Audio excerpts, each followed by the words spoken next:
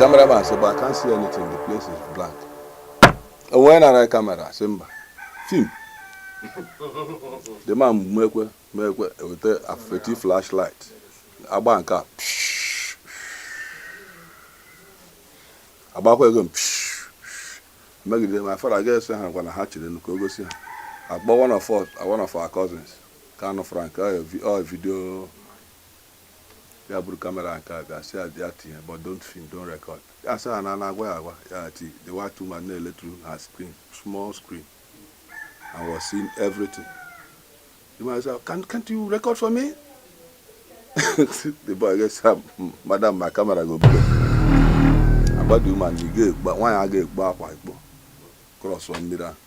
You ask for what? I buy then, you owe me hale, or home saw it down, but I buy. Man, daughter, a doubt. Yeah, cross. Instantly, yeah, TV for tissue. Oh, to Sanders, Silla, resign as an American ambassador. Oba now. Oba, immediately. Because we're not supposed to